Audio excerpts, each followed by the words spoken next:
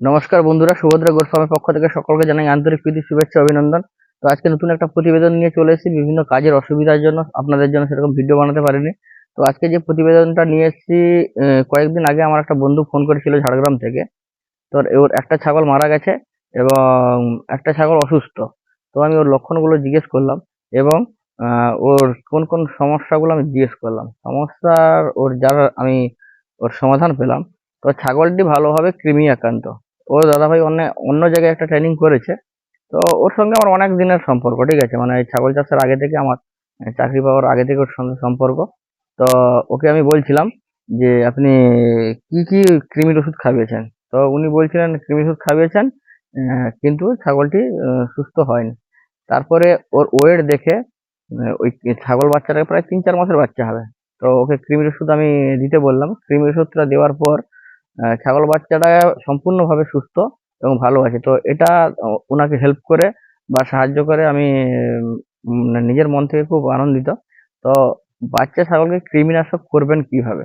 তো বাচ্চা ছাগলকে কৃমিনাশক করতে গেলে আপনাদের কি কি ওষুধ দিয়ে আপনারা কৃমিনাশক করবেন? কারণ দেখুন, বাচ্চা ছাগলটা যখন ওর মার কাছ থেকে হয়ে যাচ্ছে, তারপরে কিন্তু ও মার দুধ খাচ্ছে।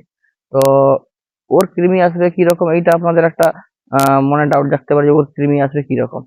তো ওর মা যখন ওই মাটিতে শুচ্ছে বা ওই মাচাতে শুচ্ছে, তো ওইখানে তো ওই পায়খানার এগুলো পড়ছে, পায়খানাগুলো পড়ছে, পায়খানা থেকে ওই কৃমির লার্ভাগুলা ওইখানে পড়ে থাকে, যেগুলো আমরা খালি চোখে ভালোভাবে দেখতে পাই না। তো ওগুলা আবার ওলানে লেগে যাচ্ছে, ওইখান থেকে ছাগলগুলা বাচ্চাগুলা ওর মার ওলানটা টানছে, তখন কৃমিগুলো ওর পেটে চলে আসছে। তারপর দেখবেন 10 থেকে 12 দিন হয়ে গেলে কৃমির বাচ্চা আর এই ছাগলের বাচ্চাগুলা আপনার বিভিন্ন রকম নোংরা বা কাপড় বা পেপার বিভিন্ন রকম সব জায়গাতে একটা মুখ দেওয়ার বা মাটি দিয়ে চেষ্টা করে। ওই সময় কিন্তু বিভিন্ন রকমের প্রোটোজোয়া বা কৃমি লার্ভাগুলা ওর পেটে ঢুকে যায়। তো বন্ধুরা, সেটা নিয়ে বড় কথা নয়, যে করে হোক ওরা কৃমি আক্রান্ত হতে পারে, ঘাসের মাধ্যমে হোক, যে করে হোক ওরা কৃমি আক্রান্ত হলে ওদেরকে কি কি ওষুধ দেবেন, কি কি কৃমি ওষুধ দিয়ে আপনারা ওর ডিওয়ার্মিং করাবেন। ডিওয়ার্মিং করাতে গেলে আপনাদের প্রথমে 21 দিনের যখন বাচ্চাটার বয়স হবে, তো আপনারা একটা কাজ করবেন। পাইপার জেন বলে একটা ওষুধ পাওয়া যায়, তো আমি ওটা দেখিয়ে দিচ্ছি। ভিরবেক কোম্পানির পাইপার জেন। তো এই ওষুধটা আপনারা একটা দেখবেন বডি ওয়েট, হ্যাঁ, যে 2 থেকে 3 কিলো হলে আপনারা 1 ml পাইপারজেন, এটা লিকুইড আছে, দিয়ে দেবেন, ঠিক আছে। আর যদি দেখবেন 5 থেকে 6 কিলো হয়, তাহলে 2 ml থেকে 2.5 ml, 3 ml পর্যন্ত দেওয়া যায়। পাইপারজেন দিয়ে আপনারা 21 দিনে প্রথমে কৃমিনাশক করবেন। তারপরের মাসে, ঠিক আছে, আপনারা অ্যালবোমার দিয়ে, অ্যালবোমারটা এইটাই, অ্যালবোমার 30 ml। তো অ্যালবোমার দিয়ে আপনারা কৃমিনাশক করিয়ে দেবেন। তো অ্যালবোমারটা আপনারাও ওই, ঠিক আছে, 3 কিলো বডি ওয়েটে 1 ml, হ্যাঁ, 6 কিলো বডি ওয়েটে 2 ml, এবং 9 থেকে 10 কিলো বডি ওয়েটে 3 ml পর্যন্ত আপনারা পাইপারজেন দিতে পারবেন। তারপরে নেক্সট মাসে আপনারা নীলজেন দিয়ে ডিওয়ার্মিং করিয়ে দেবেন।